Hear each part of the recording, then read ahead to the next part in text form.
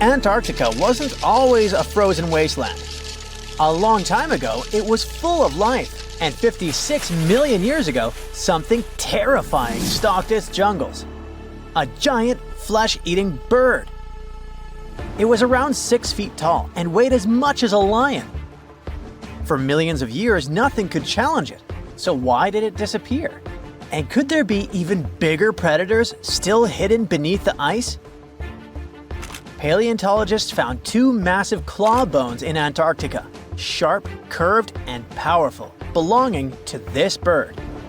They were dug up from the Epresian-aged rocks of Seymour Island, which means they're around 40 to 50 million years old. Their shape left no doubt. These were the so-called terror birds. Their scientific name is Forus raceti, some of the most fearsome predators to ever walk the earth.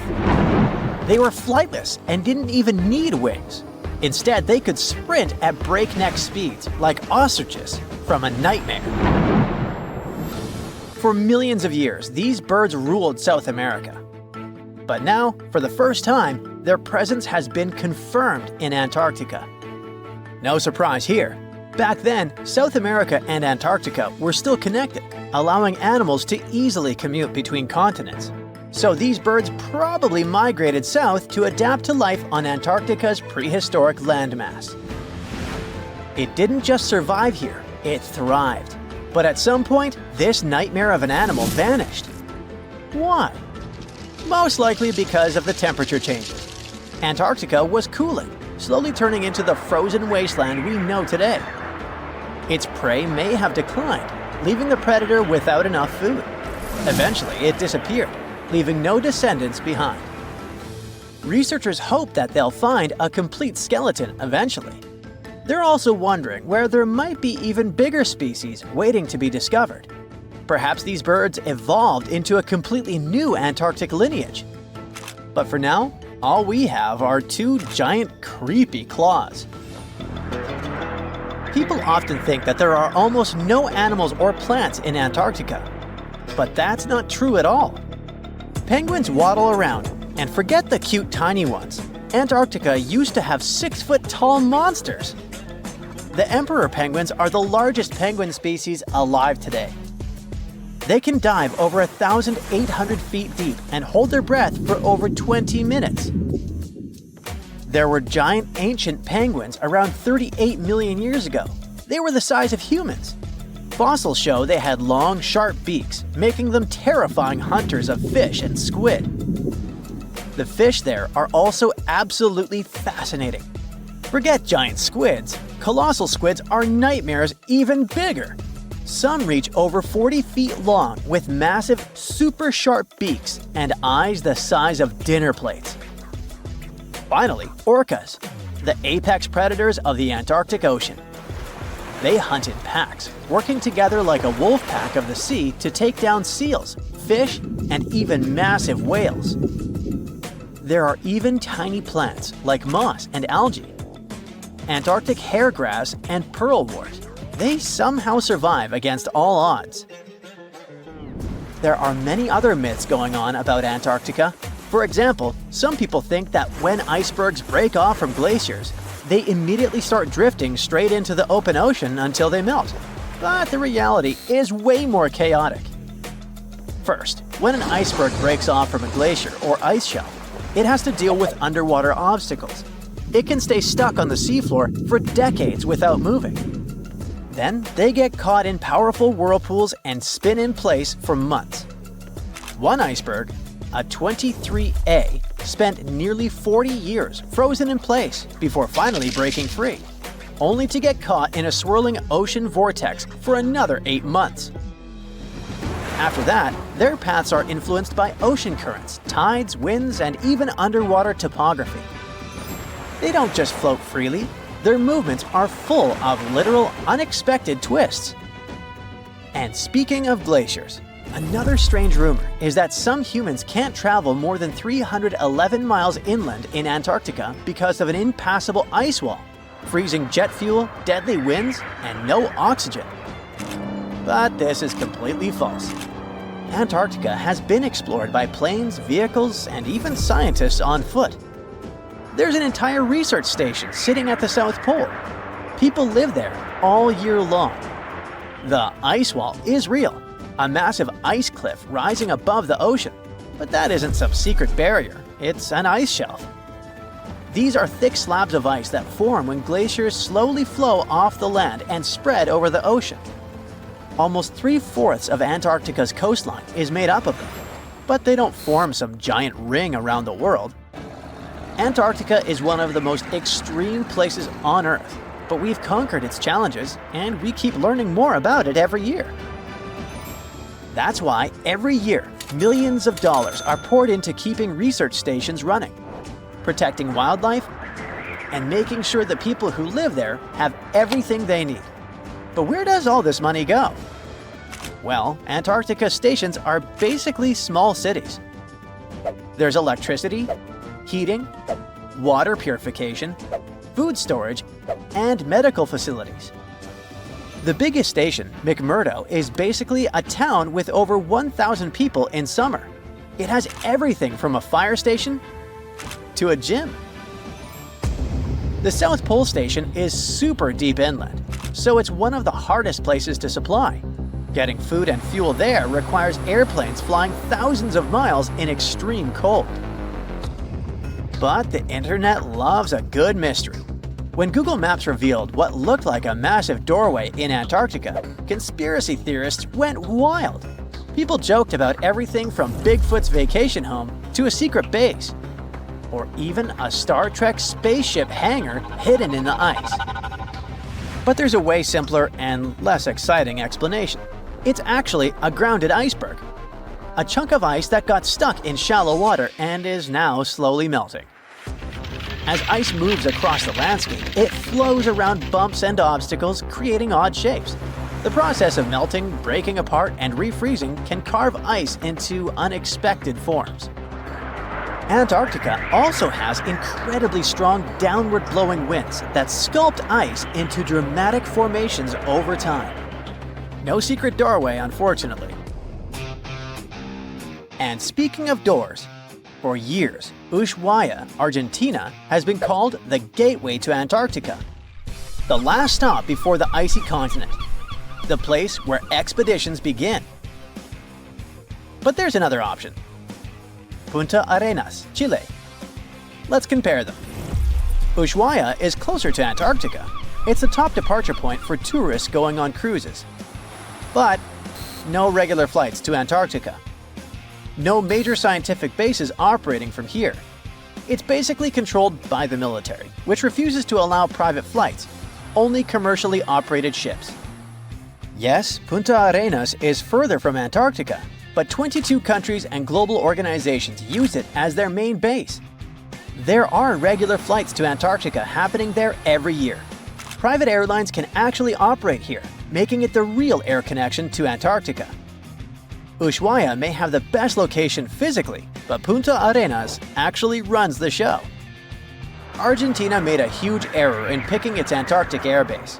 Instead of setting up a simple, accessible base at sea level, they built Marambio Base, very high, on rough terrain, completely impossible to reach by land. Everything has to be flown in by helicopter, making operations slow, expensive, and frustrating. For 50 years, Argentina stubbornly stuck to this bad decision, while Chile set up efficient, well-planned bases that the world now uses. If things don't change, Ushuaia will be nothing more than a tourist stop. But what's terrifying is that Antarctica seems to be returning to its past. It's supposed to be the coldest place on Earth, but something shocking happened just recently. For the first time in recorded history, temperatures in Antarctica broke 68 degrees Fahrenheit. This continent is buried under miles of ice. Usually, temperatures there can drop to minus 112 degrees. But in the winter of 2020, scientists recorded an insane 69 degrees on Seymour Island, hotter than many places in Europe at that time. Scientists believe there are several reasons for that. First, there are changes in the way heat moves around the planet's waters. Second, melting permafrost due to the planet warming. It looks like the climate is changing faster than expected. What's the scariest predator under the ocean? The crocodile? Huh, I don't think so. Loch Ness Monster? Please, it never existed. How about the Kronosaurus? Well, it is extinct, but you might be onto something. Let's take a look at what it'd be like if these creatures were still around today. First things first, what on earth was it? The Kronosaurus was a marine carnivore that lived in the cool, high-latitude Eromanga Sea. It covered vast areas of inland Australia between 90 and 120 million years ago, during the early Cretaceous period. Near-complete fossils of the creature were also found near Colombia, which is a country that has a noted connection to prehistoric reptiles and turtles. This fact makes it extremely possible that the monster I'm about to describe existed worldwide. You might have heard saurus and thought, oh, it's a dinosaur. But these were actually reptiles. They were the largest member of the Plesiosauridae family, referred to as plesiosaurs. Fossil evidence suggests they weighed over 20,000 pounds and were roughly 30 feet in length. Just to put that in perspective, the longest crocodile ever measured was a saltwater crocodile by the name of Lolong from the Philippines. It was 20 feet in length and weighed just under 2,500 pounds. And that's still 10 feet shorter and incredibly lighter than the average Kronosaurus, making the crocodile seem like nothing more than a glorified goldfish in comparison. Despite its terrifying length, the most physically daunting feature of the Kronosaurus was its head. Its skull was about 8 feet long, which was actually proportionally large given the size of its body length. Anything that was unfortunate enough to end up inside the Kronosaurus's mouth may have been given false hope. After all, the teeth of the beast weren't actually that sharp. On second thought, I take that back. I wouldn't feel confident around a toothless snake, let alone being inside the mouth of this monster. But it's true that the Kronosaurus's teeth weren't sharp, especially when compared to other carnivorous reptiles, such as crocodiles and alligators. The teeth of this prehistoric sea creature were instead conical. This means that they were cone-like in shape. Unfortunately, this lack of sharpness didn't make them less dangerous. The teeth were enormous and could be up to 12 inches long from the crown tips to the bottom of the roots. This obviously meant that the Kronosaurus had an extremely powerful bite. It was estimated to be up to 30,000 newtons, which is almost twice as powerful as the bite of a large saltwater crocodile. Because of the bluntness of their teeth, they weren't suited for twisting their prey once in their grasp, but the size and shape of the teeth made them perfect for simple open and shut biting. They would have had no problem crushing hard objects such as the toughest of shells any sea turtle could offer. Just like crocodiles, the Kronosaurus is believed to have had a short neck. This may have been an adaptation to allow the beast to successfully catch small, evasive animals. Their body, in general, was fusiform and streamlined. This means it was narrowed at both ends and had very little resistance to the flow of water. The Kronosaurus was also equipped with 4 paddle-like limbs. The hind limbs were larger than the front ones. They could span approximately 7 feet in diameter. All in all, this set the Kronosaurus up to effortlessly propel itself through the waters and be an ultimate predator. Predator X, if you will? That's the name that was given to the fossil of a creature discovered near Svalbard, a Norwegian island group, in 2009. The fossil was identified as a 50-foot-long, 100,000-pound monster with a bite force of 33,000 pounds per square inch. This might be the highest bite force of any known animal. Although Predator X is yet to be classified as any specific type of animal, it was definitely a plesiosaur like the Kronosaurus. And even if it wasn't Predator X, the Kronosaurus was still most definitely a ferocious titan when it roamed Earth's oceans. The Kronosaurus actually got its name from the Greek mythological figure of Cronus, the father of Zeus. Cronus was viewed as a titan from a generation of super powerful beings.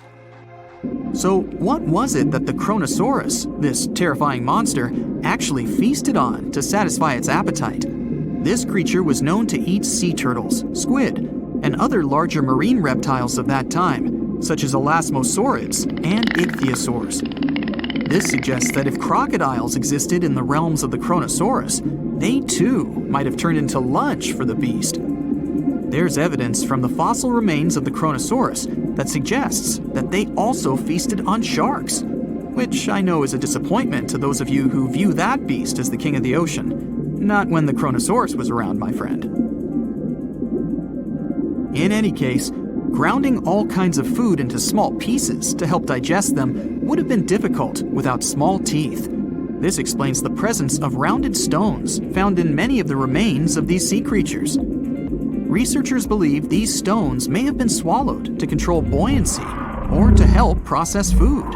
It's also entirely possible they were accidentally swallowed while feeding on other animals from the seafloor. As if the Kronosaurus even needed to be a meanie with its already existing power and size, there's also evidence to suggest that it indeed might have been. It turns out that after using all its impressive attributes to catch its dinner, the Kronosaurus first liked to play with its food, like a cat does with a mouse. I guess since the hunt was so easy for them, they needed to get their fun from somewhere else. Well, I think now you should have a good idea about these creatures. So let's ask ourselves what it would be like if they were still around today. And by the way, why aren't they? Well, the Kronosaurus was completely finished off by the same KT meteor that took out the dinosaurs 66 million years ago. But even before this catastrophic event, they were coming under increased pressure from an even bigger and more vicious family of carnivorous marine reptiles known as mosasaurs. You can't always be a top dog, I guess, or rather, top marine reptile. But what if this never happened, and they were still roaming Earth? Well, this might be obvious, but can you imagine what kind of impact that would have on sea tourism? Based on the impact that famous movies about sharks and killer whales had, what do you think the presence of a Kronosaurus in the ocean would do to beaches? The very creature that would eat sharks and whales for breakfast. Beaches would certainly become a great place to go for a quiet walk, because nobody else would even be there. And what about such activities as boating, surfing, and scuba diving? You think anyone would dare try them, knowing that this 30-foot beast could be lurking beneath them? Let's give humans some credit and assume most of them wouldn't. This would cripple the global sea tourism industry, which is responsible for earning roughly $143 billion every year. Just to make sure this shocking point hits home, the most expensive yacht to ever roam the ocean was called the History Supreme. Its master bedroom was believed to have a statue made of T-Rex's bone and a wall made of meteorite rocks, as well as a 24-karat gold panoramic wall aquarium. Anyway, this yacht was worth nearly $5 billion, meaning you could buy 38 of them with the money lost in potential damages to sea tourism caused by the Kronosaurus. I'm sure that the yacht's owner was happy the beast never made an appearance in their luxurious aquarium. So luxurious, in fact, that some people believe the History Supreme, reportedly owned by some business genius from Malaysia, never even existed. Rumor has it that it was simply an elaborate hoax fabricated by the supposed designer. Anyway, I don't think the trouble would just stop there. People could actually be in serious danger, regardless of being near the ocean or not. No, I'm not about to tell you that this thing would grow legs, adapt to living on land, and start picking us off one by one. At least, I hope not. I'm just going to point out the damage that the Kronosaurus would inflict through its devastating impact on sea trade. In America, ocean transit accounts for 76% of national trade. On top of this, more than 100 vital pharmaceutical products originate in the sea. I'll also state the obvious and point out that the ocean is a huge food source for us humans. The presence of the Kronosaurus could have a great impact on our relationship with the ocean, something we usually take for granted. There are plenty of fish in the sea. Some of them look totally like Nemo or Dory. Then there's the butterfly fish and fancy guppy, which is indeed really fancy. And then there's... what on earth is that? I would definitely not pay for a diving experience to see this guy. The anglerfish has the unofficial title of the ugliest animal in the world, but I wouldn't dare to break that news to it. There are more than 200 species of anglerfish currently swimming somewhere in the gloomy depths of the Atlantic and Antarctic Oceans, up to a mile below the surface. Some of them prefer different living conditions, the shallow tropical environments.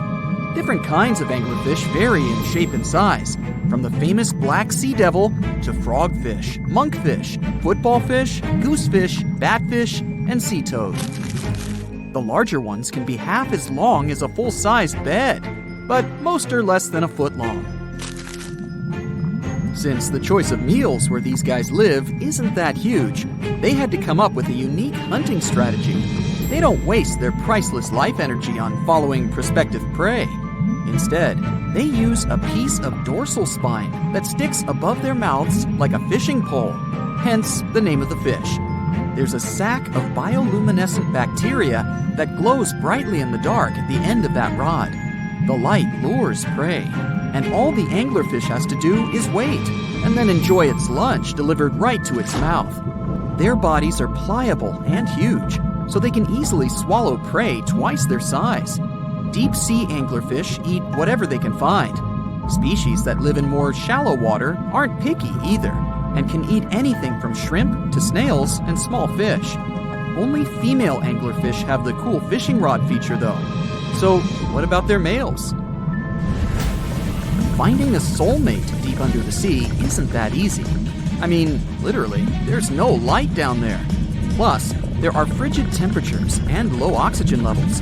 Anglerfish can't afford to go on many dates in those conditions, so they mate for life. And before you go aw about it, I have to tell you, they do it in quite a special way. Male anglerfish are much smaller than their ladies. The contrast is so striking that when researchers first got interested in their love life, they thought those males were actually the offspring, or larvae, hanging out next to their moms. Certain anglerfish male species have receptors that alert them that there's a female nearby.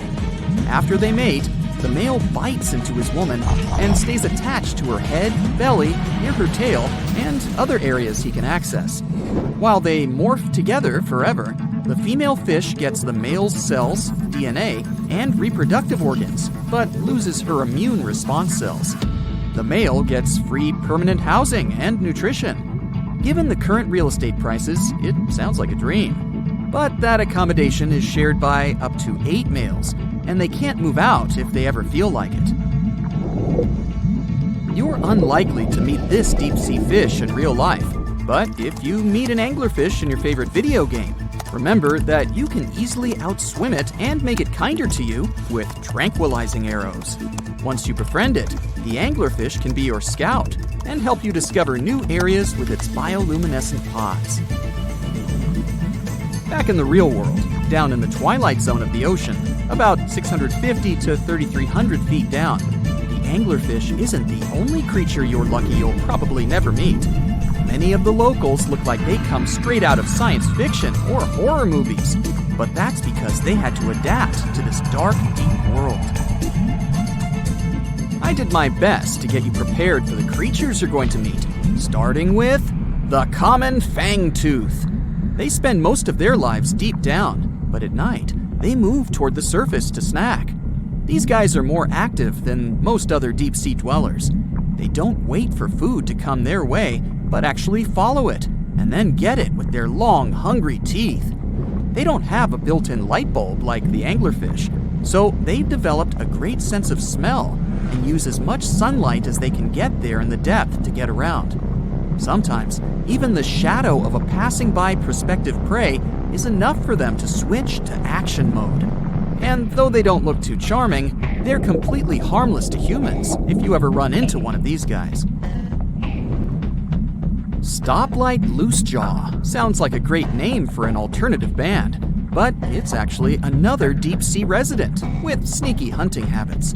It has special light-producing photophores under each eye. They emit green and red light like a stoplight, hence the name of the fish. Unlike other fish, these guys hardly ever leave the twilight and midnight zones. Their lower jaw is a quarter of the total body length, and the stoplight keeps it open all the time, hoping to get some lunch. It looks like a ferocious predator, but mostly prefers zooplankton with an occasional dessert of shrimp, krill, and fish. I'm sure you didn't expect to meet a hybrid of an eel and a bird. But here it is!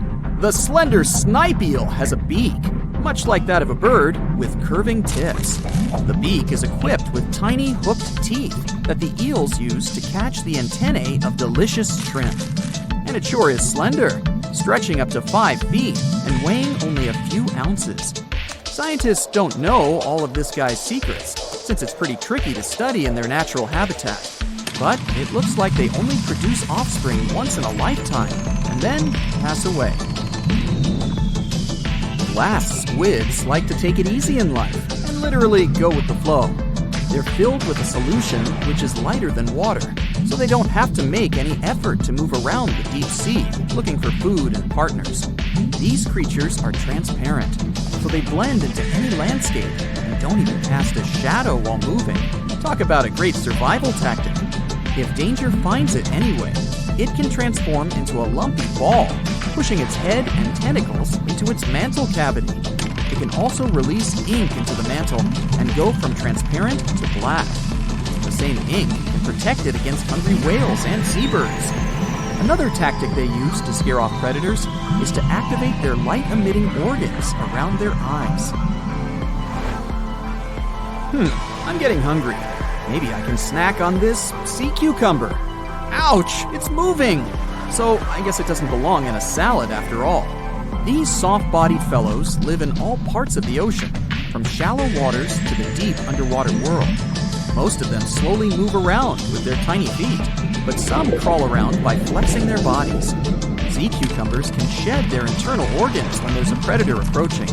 Those sticky organs distract the intruder, and the happy cucumber moves on and just grows the organs back. What's that glistening in the distance? Looks like someone dropped gems in the water. That's a sea sapphire, also known as the most beautiful animal you've never seen.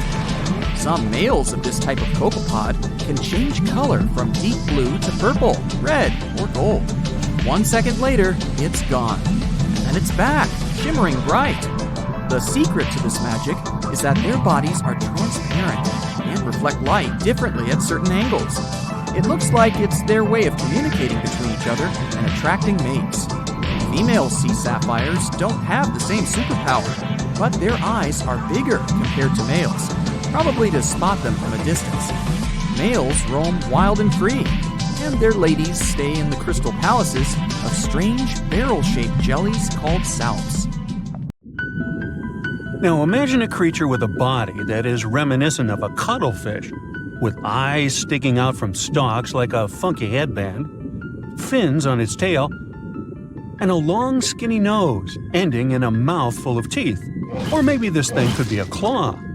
Yep, the Tully monster is on the move. It's definitely one of those freaky creatures you wouldn't like to face while scuba diving somewhere.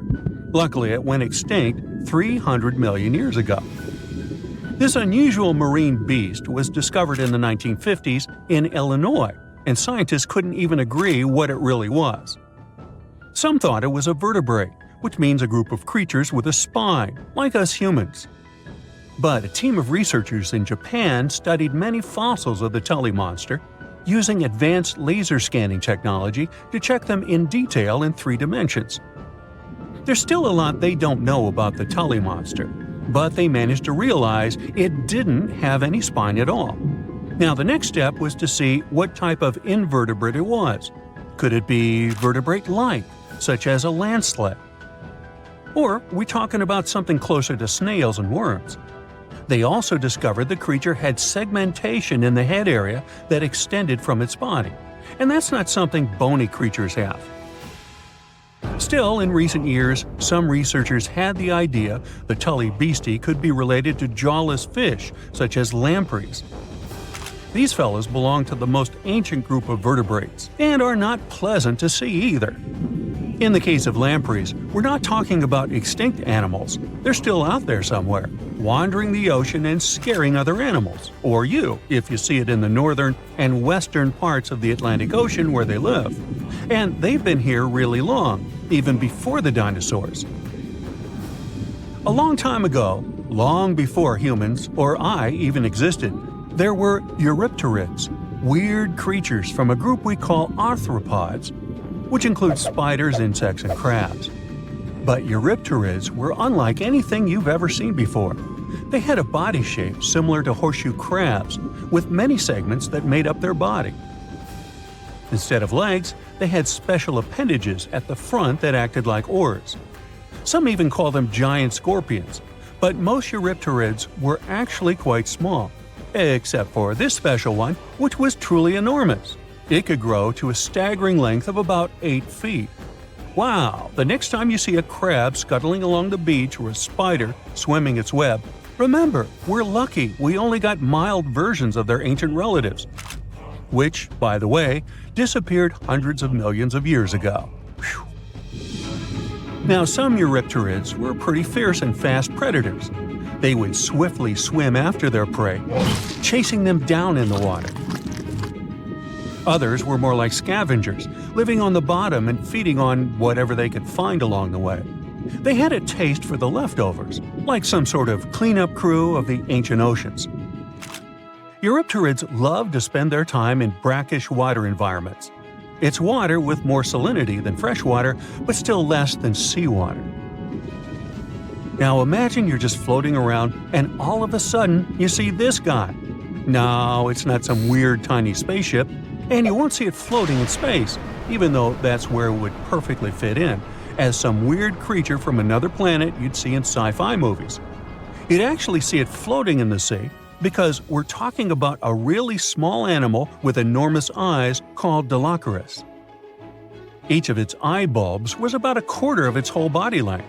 That's what gives it that space look, like it might live on one of the oceans under the surface where we look for life, like Europa, one of Jupiter's moons, or Titan, Saturn's biggest moon. I could easily imagine creatures like Dilophosaurus giving us a warm welcome once we get to Mars, too. Dilophosaurus had great vision. It would keep a keen eye out for any movement in its surroundings. Once it noticed something, it would swiftly launch its spiky appendages forward. At first, these things looked like tools for fixing stuff, but Dilophosaurus actually used them to capture smaller arthropods. The unusual thing is that even though it had such great eyesight, Dilophosaurus still spent most of its time catching prey in brighter waters near the surface. And yet, scientists found its fossils in the rock layers that are more often associated with darker environments, where animals such as deep-sea crinoids and vampire squids reside today. It's confusing.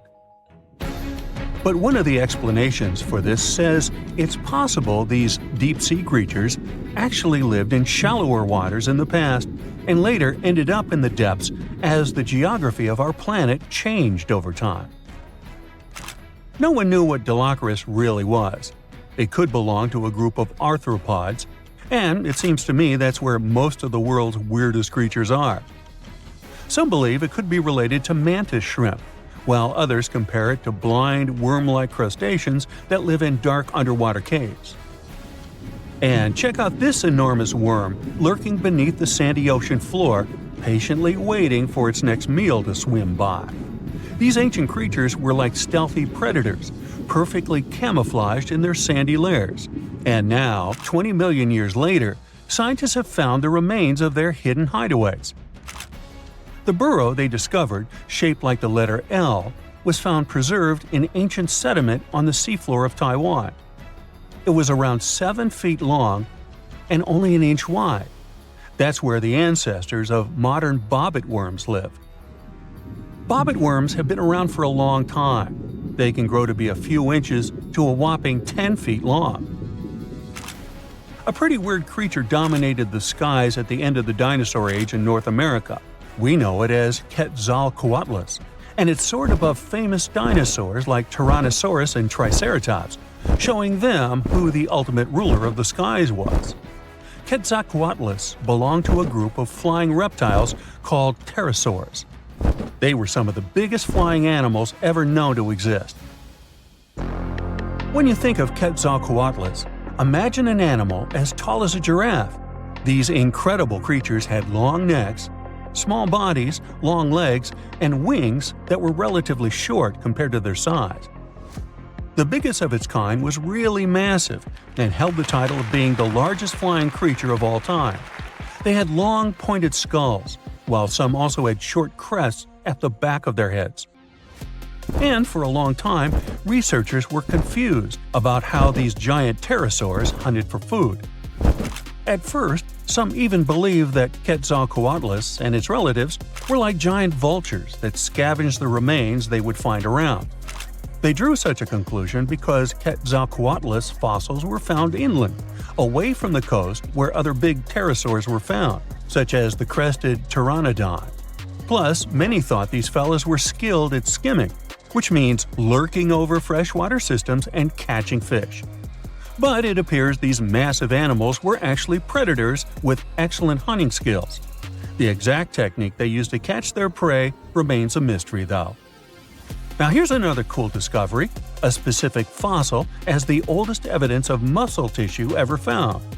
This fossil belongs to a group of animals that includes modern creatures such as jellyfish, corals, and sea anemones. And it looks so cool and unique, right? It has bundles of fibers arranged in a four-fold symmetrical pattern, similar to what we see in Nedardians today. This arrangement is different from any other fossil from that period. Now this fossil may look weird, but it helps us understand the evolution of muscle tissue in animals. They, well, all of us actually, got new options for discovering different feeding strategies and generally new things to do thanks to muscles.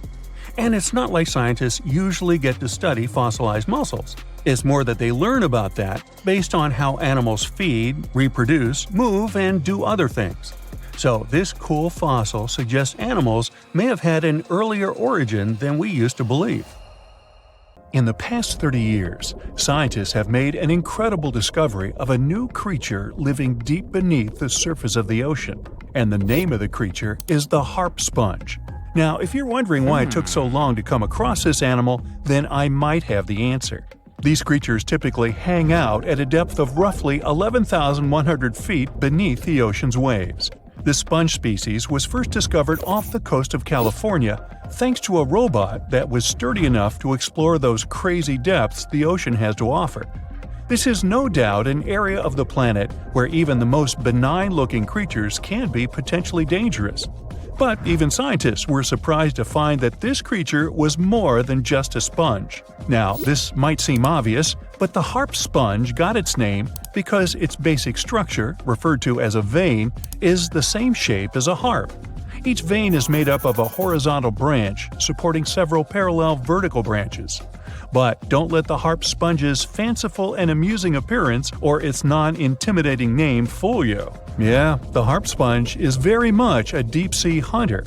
It has a unique ability to capture and envelop small animals using its rhizoids, short, thin fibers. With their help, the harp sponge clings on to the soft, muddy bottom and catches tiny creatures that get swept into its branches by deep-sea currents. Uh-oh. Other sponge creatures often feed by pulling bacteria and bits of organic matter from the seawater and filtering them through their bodies. But not our harp sponge. Instead, it snatches its future meal with minuscule barbed hooks that cover each of the harp sponge's branches. Now, harp sponges prefer tiny crustaceans like crabs, crayfish, shrimps, and prawns. Once the harp sponge has one of them in its clutches, it envelops the animal in a thin membrane before slowly beginning to digest it. So, pal, what's eating you? Oh, Harpo? Too bad. Researchers believe that harp sponges use this method of feeding because there aren't enough nutrients that deep down. This makes traditional filter feeding less effective. Research has shown that the creature is still in the process of evolving. Early harp sponges, researchers found, only had 2 veins. But later, scientists discovered other harp sponges that had 6 veins.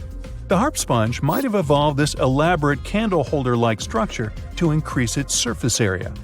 In general, harp sponges typically grow up to a length of 1 foot, but researchers have seen a creature that was 2 feet in length. The harp sponge is not only very unusual, but also beautiful to look at. See those tiny white balls on top of the branches? Now, why don't we look at some other creatures that live below the photic zone of Earth's oceans? The photic zone means the area beneath the ocean's surface that still receives some sunlight. Thanks to this, there are loads of different creatures and organisms living there. Any animal living beyond this layer qualifies as a deep-sea creature. The Tomopterus worm is a segmented worm you can find in the twilight zone of the ocean. This is the area that lies between 650 and 3,300 feet beneath the surface. These creatures are often no more than 1 inch long, but the largest of them can grow up to 1 foot. While swimming around and feeding, these worms do what researchers describe as an amazing smooth dance. That's because the creatures can swim extremely quickly and maneuver at tight angles with ease. Now, I know most people hear the word worm and think of the common earthworm, so it's quite interesting to know there's a deep-sea worm out there that never leaves the water during its entire life. Similarly, most of us try to avoid jellyfish that either rest on the sand or sit on top of the ocean waves. This isn't the case with a crocodile jelly. That's a deep-sea creature too. This beautiful jellyfish is mostly ruby red, bright orange, or electric purple. That's what helped researchers realize they had found a new species of jellyfish. The creature grows to a maximum size of 1 inch across. It has tentacles that stretch out in every direction. Now, if you come close to this jellyfish, it'll pull all these tentacles in toward its body before rapidly swimming away to avoid danger. Yes, you are dangerous. The crocodile jelly is extremely rare. You won't see it very often. You might need to borrow that deep-sea diving robot I mentioned earlier. While worms and jellyfish might seem quite harmless, this isn't the case with the Pacific viperfish. Ooh. This creature is equipped with a noticeably big mouth, like me, and the needle-like teeth inside are key to its hunting strategy. Pacific viperfish live at around 5,000 feet below the ocean surface, but they're among those numerous marine animals that migrate each night from the ocean depths toward shallower waters to dine. What's on the menu for dinner tonight? Lots of small fish and shrimp. The creature can grow up to 12 inches in length. Its 2 front fangs, which stick up from the fish's bottom jaw past its own eyes, are especially dramatic. When the fish unhinges its jaw, its mouth can open wide enough to engulf smaller animals, and the teeth form a cage to prevent an escape. Now, have you ever seen an underwater creature that looks like a strawberry? Trust me, it does exist. Just look at these dots on the strawberry squid. The creature has a big eye and a smaller one.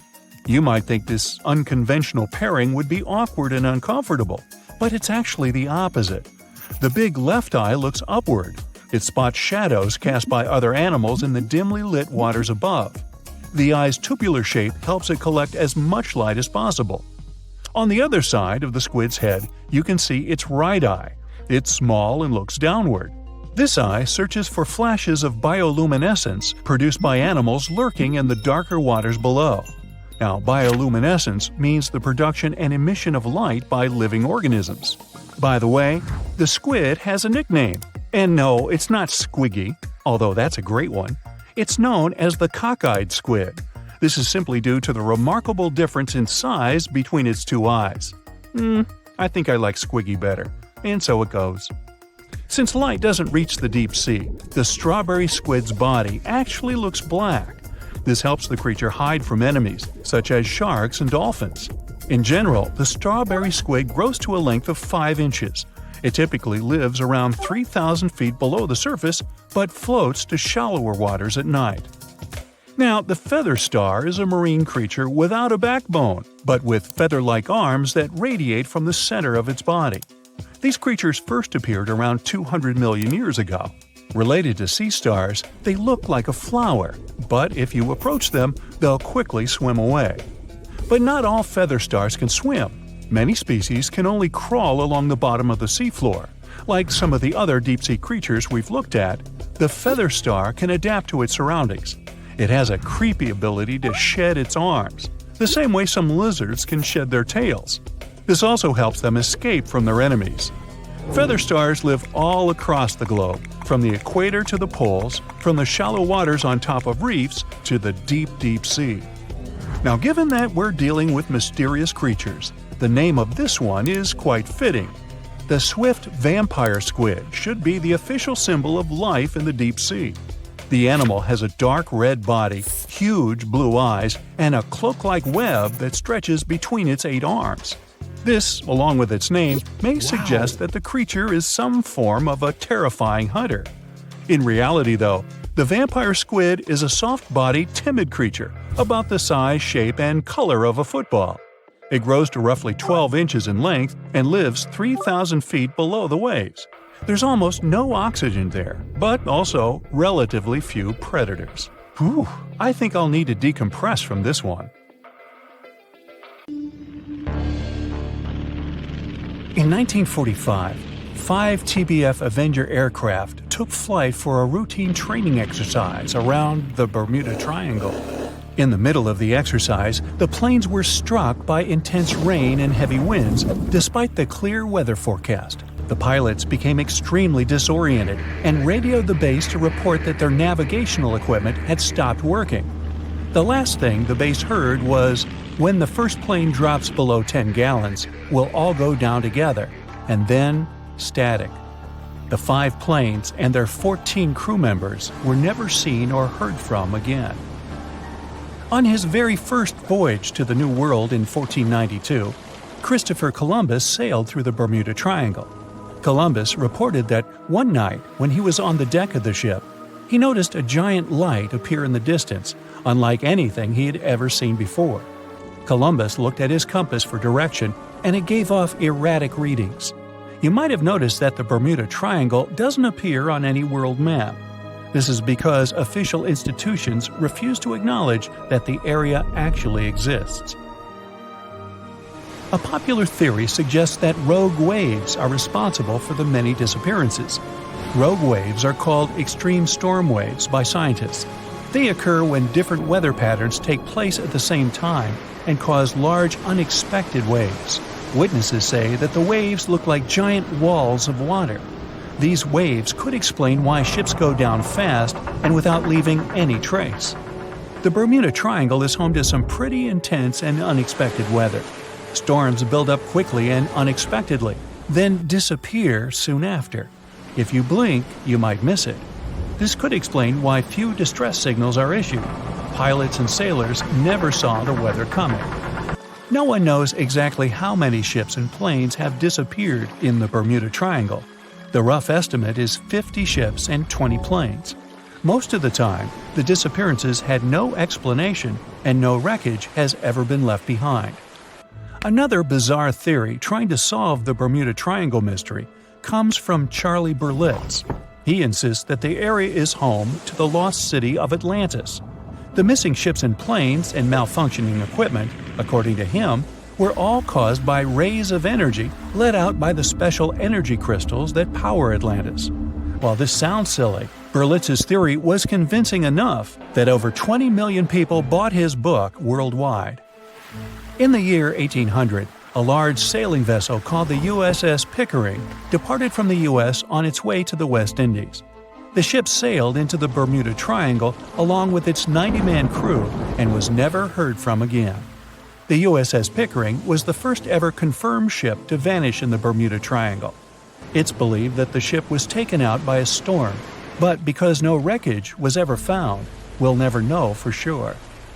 When the TBF Avenger planes went missing, a massive search operation was conducted. Boats and planes searched the Bermuda Triangle for any signs of the aircraft. One of the boats searching was a PBM-5 Mariner airboat. The airboat took flight at 7:27 p.m. and called in a routine radio message 3 minutes later. Then, it was never heard from again. No trace was ever found of the rescue airboat or the 5 Avenger aircraft. An enormous investigation was launched into the disappearance of all these vehicles, but nothing was ever discovered. This particular area of the ocean is one of the most heavily traveled shipping routes in the world. Some skeptics believe that this fact solves the mystery. Statistically, the busier the area, the higher the frequency of accidents and disappearances. While this makes sense, it's not the frequency of disappearances that's responsible for the mystery of the Bermuda Triangle. It's the lack of explanation or wreckage found. On the ocean floor, decomposing organisms let off large concentrations of methane gas that gets trapped under the water. This gas can build up until, boom, it ruptures. The gas surges up to the surface and erupts. If a ship was in the area of one of these ruptures, The water would become much less dense and cause the ship to sink rapidly and without warning. Scientists believe this could be the cause of the many disappearances in the Bermuda Triangle. While this theory makes a lot of sense, it doesn't seem too likely. The U.S. Geological Survey has stated that no large releases of gas are believed to have occurred in this area for the past 15,000 years. The ocean floor is made of rocks containing a lot of magnetite. It's more like iron. Magnetic fields react to high concentrations of magnetite on the ocean floor, which may start a sort of conflict between the two. It can often lead to various weather anomalies and, as a result, navigation issues. And, naturally, any changes in the ocean floor or the Earth's magnetic fields influence the Bermuda Triangle a lot. Since the magnetic field is constantly moving, it might be also taking the Bermuda Triangle with it. Now that people know where the triangle is, it's easy to avoid it. It supposedly moves eastward together with the magnetic poles, but scientists still can't answer where exactly it will be in a couple of years. Some people blame all the disasters on the extraterrestrial paranormal activity. Others suppose it's all about raging natural phenomena. There's another triangle in Lake Michigan. Just like the one near Bermuda, the Michigan Triangle got its shady reputation for some disappearances. The first recorded one dates back to 1679. A large vessel, one of the largest of that time, set out on an expedition. Yet once it got in the sinister triangle, it never came back. Much later, an aircraft disappeared in this triangle. The skies are usually very clear there, but back in 1883, some people witnessed abnormal things in the area. Some claim to have seen large blocks of ice falling from the skies, and the crew even managed to save one as hard proof. Meanwhile, the Pacific Ocean Mystery Area is another sinister triangle. Off the south coast of Japan, not far away from Tokyo, there's a sea where plenty of ships met their doom, disappearing without a trace in these waters. They call it the Devil's Triangle. Some scientists believe the cause of anomalies is the environmental changes. Also, there's a really high concentration of methane hydrates on the bottom of the ocean in the Pacific Triangle area. You're deviating from your original course and sailing in the wrong direction. There's the Caribbean Sea near the triangle, peppered with small islands. The seafloor here isn't deep. The ship can get in shallow waters. And now the ship is stuck on a shoal, and you have no idea where you are. If this were the 21st century, the ship's captain would be able to reach the shore using GPS and other modern navigation. But the most interesting thing is that the compass would work correctly this time, since the magnetic North Pole hasn't already coincided with the true one for a long time in the territory of the Bermuda Triangle. The agonic line is somewhere far away from here. There are no problems with navigation now, but for some reason, this is where ships disappear. In fact, not just here. Throughout the Atlantic Ocean, there are places where many more ships were gone. The Bermuda Triangle is not even in the top 10 of such places. One of the main reasons why many ships are lost here is that one of the most popular shipping routes in the Atlantic passes through the Bermuda Triangle. And the more ships in one place, the more shipwrecks. Simple probability. Then, it just starts getting weird. Other theories say that there's a space-time rift in this region. Ships and planes fall into this rift and end up in the past or the future. But for some reason, there's not a single proof of this myth. There's no reason to think that the rift is hidden somewhere here. The base of an extraterrestrial civilization is located in the Bermuda Triangle. Visitors from other galaxies steal sea vessels along with the crew, so no one finds the wreckage of the ships. This is also a popular myth that has no scientific justification. The Kraken lives somewhere in the triangle. It's a huge squid that sinks ships and also is a legend that sailors tell each other. However, gigantic squids live in the depths of the ocean. They can grow to the size of half a train car, but no cases have ever been recorded where they sunk a large vessel. And in the area of the Bermuda Triangle, they have never ever been seen. People in the past didn't know about the existence of these creatures, so when they saw them for the first time, they described them as huge, terrible monsters. Giant squids are some of the most elusive creatures on Earth. and scientists had to use sonar equipment to find them. They don't like to leave the dark depths and are likely to be afraid of the sound of any ship. So, that should squash the squid as a suspect. You're strapped in a boat cruising down the Amazon River with the sun scorching hot. As you check out your map, your boat starts rocking back and forth. The water is starting to get more intense, so you hang on for dear life. You tuck your map in your pocket and try to take control of your boat. You strike some jagged rocks and duck low to avoid tree branches. Your boat strikes a large rock out of nowhere and capsizes. You're swimming in the murky green water. While you're trying your best to get ashore, your boat gets washed away. Underneath the water lies a whole new world of bizarre and dangerous animals. Candiru fish are snake-like creatures that can grow up to 16 inches long. Arapimus can weigh more than an adult male and are taller than most basketball players. They're the biggest freshwater fish in South America. They have a hybrid gill system that forces them to pop up to the surface every 5 to 15 minutes to breathe in oxygen for their large swim bladder. You swim out of the raging water and dry yourself off. Oh no, your map is completely soaked. There's no way you can get to your destination without it. You venture into the thick rainforest, shoving the branches and leaves away. As you get deeper, you notice something on a tree. It's barely moving, but it's got sharp claws and a raggedy coat. It stretches its arm to another branch and tries to pull itself up, ever so slowly. Sloths sleep more than half their days and only head down from trees once a week. They're so motionless, they sometimes grow algae and moss on their fur. The rainforest gets denser with each step until there's barely any sunlight illuminating the path in front of you. You notice a figure following you. With every branch you step on, you can hear a faint sound right next to you creeping around. You start walking a bit faster, and the sound catches up with you. You make it out of the dense part and tread along a narrow path until you reach a cliff. You can't walk normally here, so you pin against the wall and walk sideways to cross the hills. You slowly move across with the river 30 feet below you. You move your right foot, and some rocks fall into the river. You keep going and misstep. You're about to fall, but you hold on to a large tree branch and pull yourself up. You notice a couple of colorful poison frogs inches away from your fingers. Touching any of these frogs can be extremely dangerous and harmful, despite their amazing color patterns. The golden poison frog is one of the most poisonous animals in the world.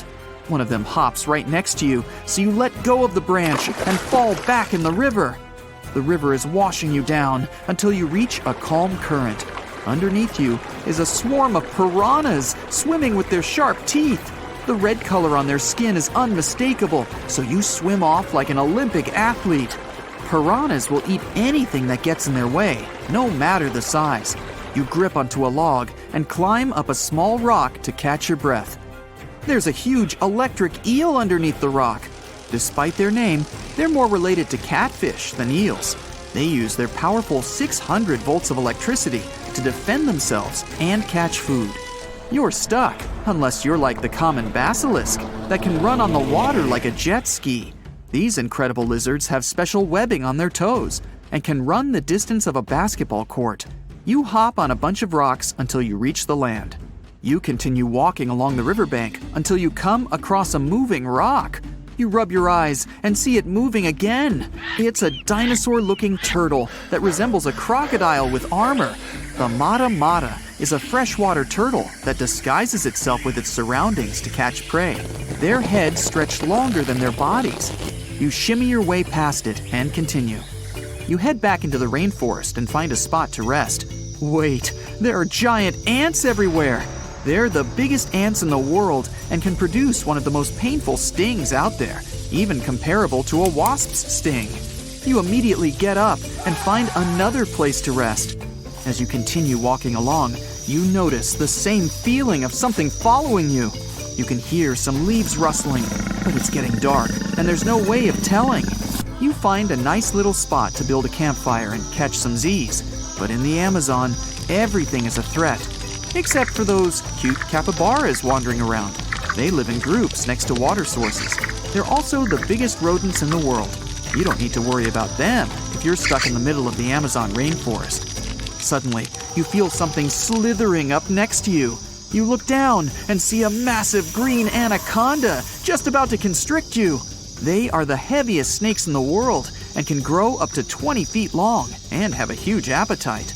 You get up and sprint your way out of there. All right, you found a decent cave to crash in.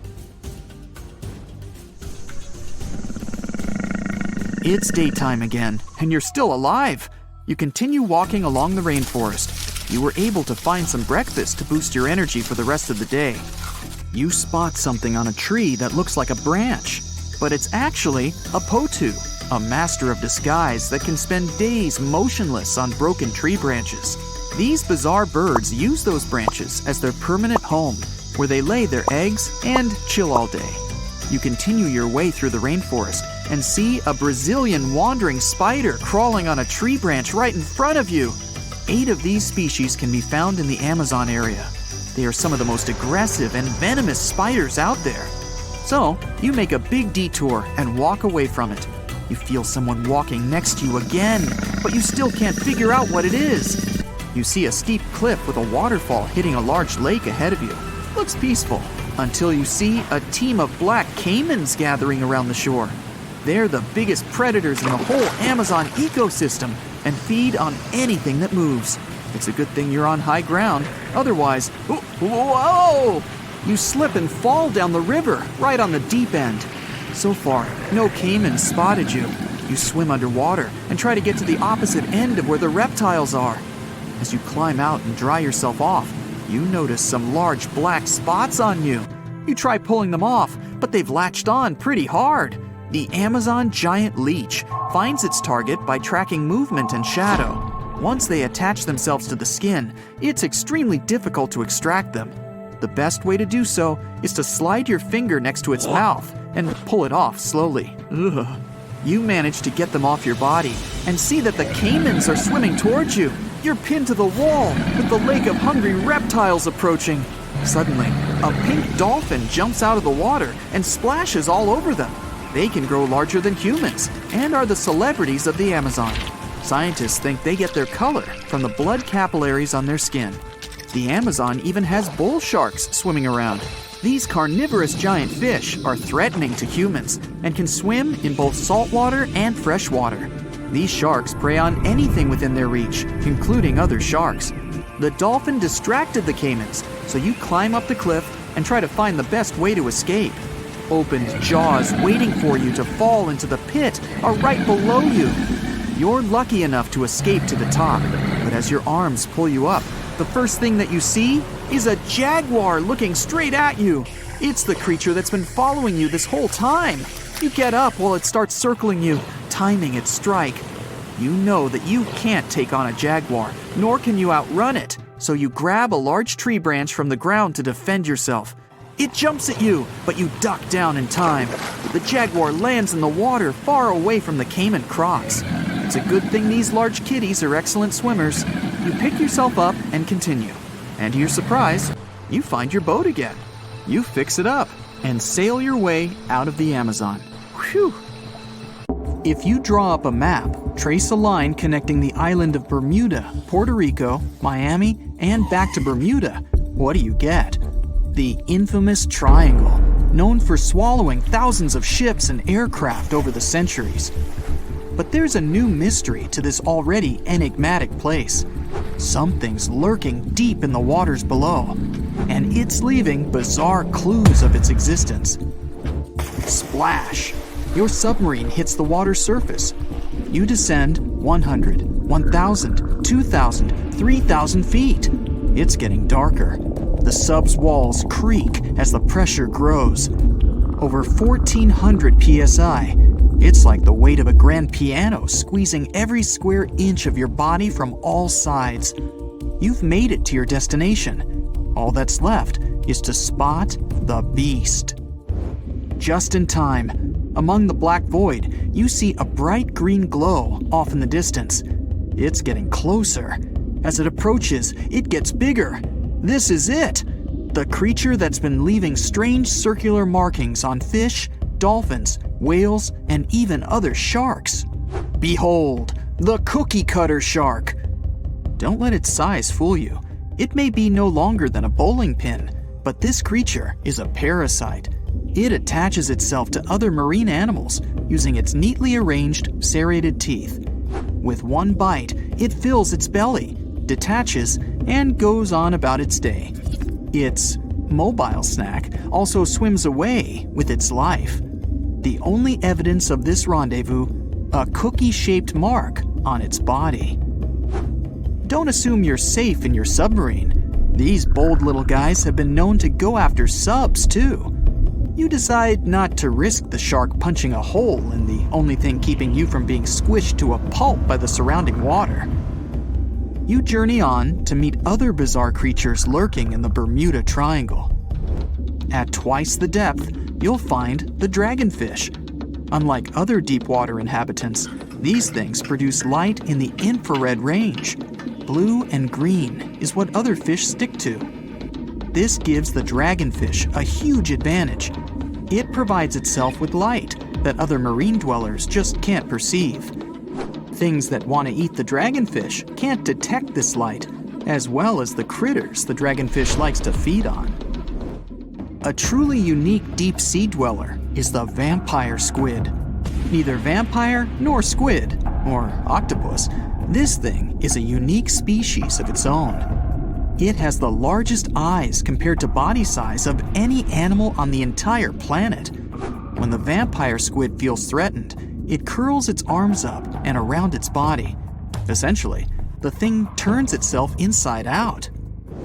Another animal to avoid down here is the terrifying bobbit worm. It buries itself in the seafloor, leaving a small part of its body out.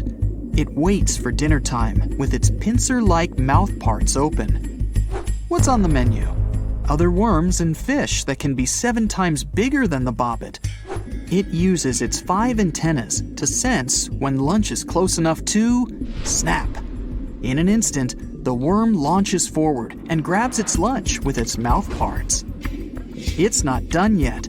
Once it's got its jaws locked onto its lunch, the worm injects it with venom and pulls it down into the burrow to feast. One of the deepest trenches in the Bermuda Triangle is the tongue of the ocean. This is also the secret breeding grounds of tiger sharks. You'll instantly recognize them thanks to those darker gray tiger stripes on their sides. They're the second largest predatory shark species after the great white. And with a big size comes a big appetite. Marine mammals, smaller sharks, stingrays, and green turtles are all on the menu. If you ever come face to face with a tiger shark, hopefully not, remember this: you can tell the fish's age by looking at its stripes. They fade over time, so the younger the shark, the more pronounced its stripes. There's plenty of zooplankton in the Bermuda Triangle. These are, usually, small organisms that are essential to the ocean's food chain. But get this, if nothing ate them and they were left to grow out of control, zooplankton would cover the entire world in layers and layers in just 4 months. Oh, and the largest type of zooplankton is the jellyfish. Jellyfish were around long before dinosaurs. You probably know your body is 60% water. A jellyfish is 95%. So if it gets washed onto the shore, after a few hours, most of its body just evaporates into the air. There's also a jellyfish that lives forever. The immortal jellyfish can revert itself back to its polyp stage and then grow again. Sounds like something from another planet, but it's no space jelly. Those do exist, by the way. Back in the 1990s, NASA raised jellyfish in space to see what zero gravity does to them. They were just fine living up there in the cosmos. When they came back down to Earth, though, they had trouble adjusting. The European eel hasn't been to space, but it is quite a globetrotter. It travels all the way from Europe to the Sargasso Sea, where the Bermuda Triangle is located. In the larval stage, it just drifts around the ocean for as long as 3 years sometimes. It's also the chameleon of the sea. Over the years, the European eel changes color. going from translucent to yellow to metallic silver. They're nocturnal and secretive, pretty much the ideal companion to have when you raid the fridge at midnight. A giant squid over half the length of a football field once washed up on a Florida beach. Researchers suspected this behemoth came from the Atlantic Ocean near the Bermuda Triangle. Giant squids are the longest invertebrates, meaning they have no backbone. They also have the biggest eyes on Earth, ever. They're as large as a soccer ball. Another creature found near the Bermuda Triangle is Sterer's cave shrimp. They were so good at keeping to themselves that no one knew these creatures even existed until 2011. Some female cave shrimps carry an impressive number of eggs along with them. Scientists discovered one female had around 2,000 eggs attached to her body. The Bermuda petrel is the national bird of, yes, you guessed it, Bermuda. It's the second rarest seabird on the planet. In fact, people thought it was extinct until 1951, when they spotted a few on the island. It has an eerie cry that'll send shivers down your spine. The Nassau grouper can only be found on the coasts of South Florida. This fish lies in wait and ambushes its lunch of other fish, crabs, and lobsters. It's sort of like a vacuum cleaner because it inhales its food through its huge mouth. The fish has a cool defense mechanism too. Like the chameleon, it changes color when it feels it's in danger. Sometimes it takes on a lighter or darker shade of its own color to blend in with the environment. So, you may spot a Nassau grouper, or you may not. If you happen to visit the Bermuda Triangle, you'll probably see a hammerhead shark. They use that iconic hammer-shaped head to pin their lunch, stingrays, onto the ocean floor. The shape of their head also gives them better vision.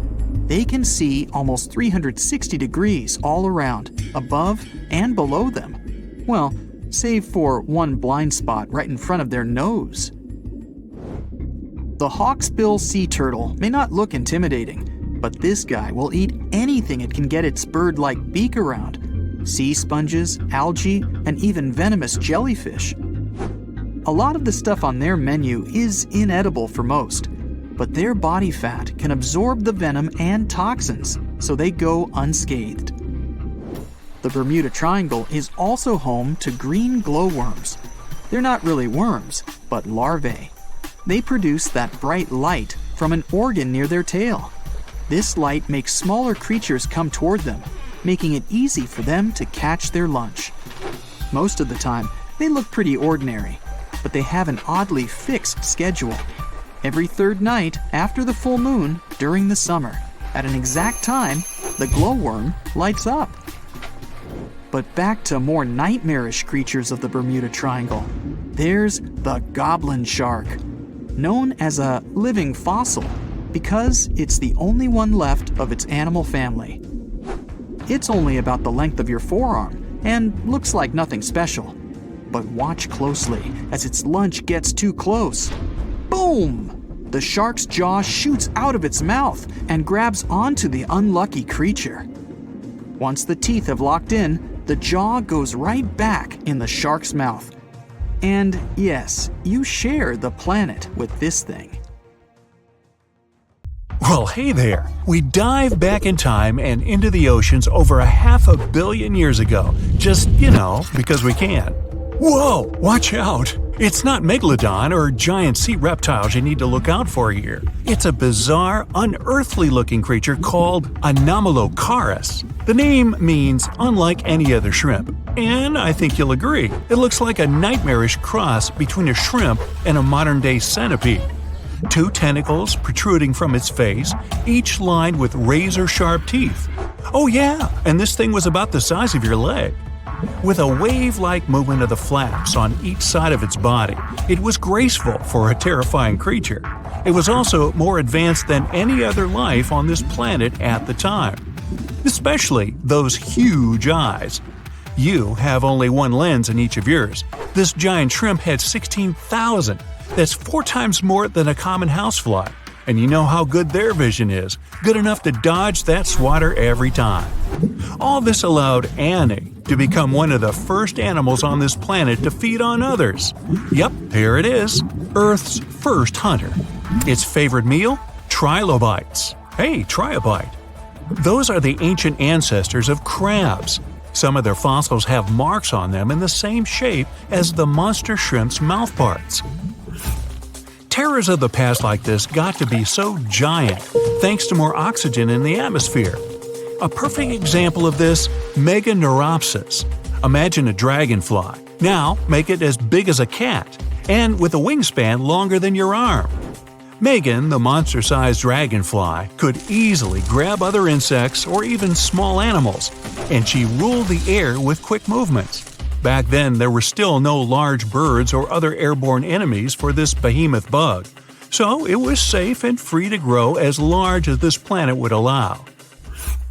Piranhas of the past were also jumbo-sized. Mega piranha was about 3 times the size of the river terrors we have today.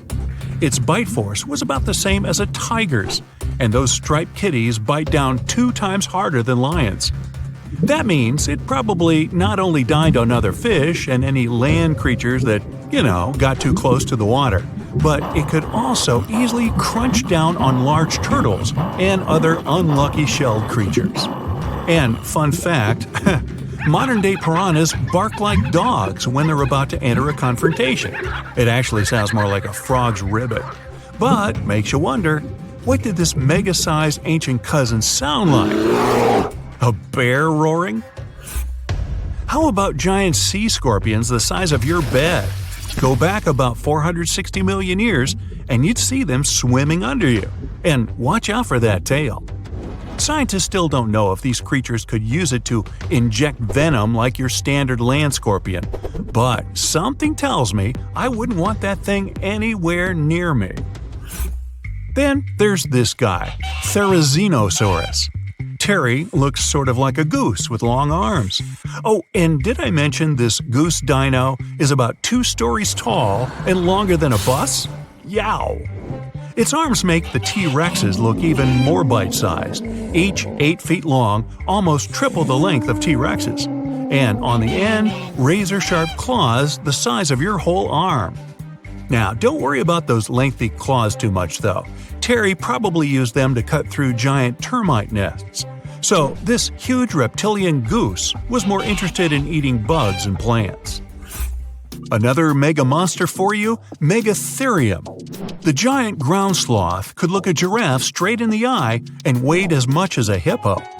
It moved mainly on its hind legs and used its massive tail as support. He had huge paws with colossal knife-sized claws. The sloth could use them to defend itself from enemies and to bend tree branches in search of food. But the biggest danger to the giant ground sloth wasn't dinosaurs or saber-toothed tigers. It was our own species. Yep, humans showed up just in time to meet this fellow and to, eat him up. Titanoboa was a terrifying 50-foot snake, as long as the great megalodon itself. It was also more than 2 times heavier than the heavyweight champion among snakes today, the green anaconda. Crocodiles were a regular on this serpent's menu.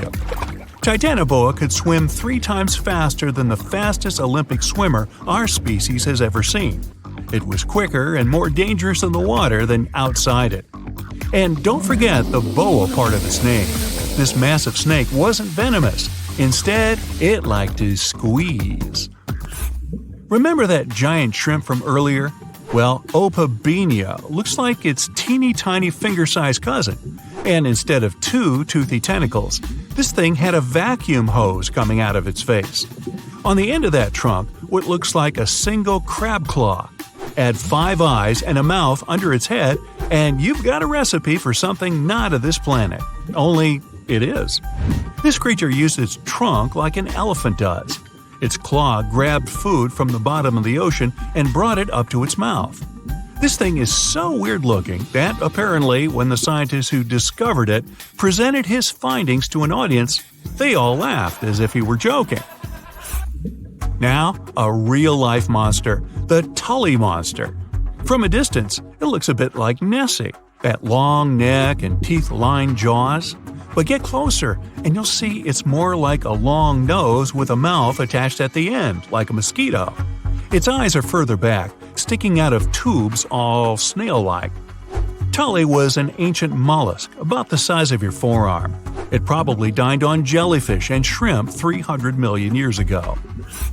Thylacus smilus will put a smile on your face as long as you don't get too close. No, it's not a relative of the saber-toothed tiger. It was a marsupial, making it more related to a kangaroo than anything. And if you compare them to body size, its fangs were actually longer than a saber-toothed tiger's. And they grew continuously. As for that beard on its chin, that's actually all chin. The lower jawbone grew down to a point under the mouth. Those fangs were rooted to the skull, going way back to its eyes. When the mouth was closed, that bony beard protected the long, sharp teeth from breakage. Staganapolis, not to be confused with Minneapolis, might look like a big crocodile with a squished-in snout, but it was mostly harmless. Its small head and very few teeth meant the reptile didn't have much to work with when protecting itself. That's what all those armored scales were for, and no need for huge fangs or long rows of razor-sharp teeth when you're a plant eater. That beak-like tip on its nose allowed the stag to dig up plants. So, really, this reptile was more like a 10-foot scaly pig than a croc. Basilosaurus was a type of ancient whale that lived on our planet about 45 million years ago. Not quite as long as a blue whale, but this guy was still big enough to munch down on other whales and even sharks. Some people believe these monsters could still exist today. Eyewitnesses claim to have seen a giant sea dragon, and Basilosaurus fits the description. Plus, 90% of our oceans are unexplored. There's plenty of space to hide a sea monster. But scientists haven't found any fossils of this ancient whale younger than 3.7 million years. So, this myth is busted. Stegosaurus is one of the most recognizable dinosaurs that ever lived. It can easily be distinguished by those huge spikes on its tail and the bony plates on its back. It was twice as long as a giraffe and nearly 5 times heavier. But compared to its body size, it had the world's smallest brain. It was no larger than a dog's. Pelagornis had the largest wingspan of any bird ever discovered. It was twice the size of the largest bird today, the wandering albatross. Such huge wings made it hard for the bird to take off. It could only do so by jumping off cliffs. And when it finally spread its wings, this giant could only go about 40 miles per hour. The fastest bird today can reach speeds 5 times that.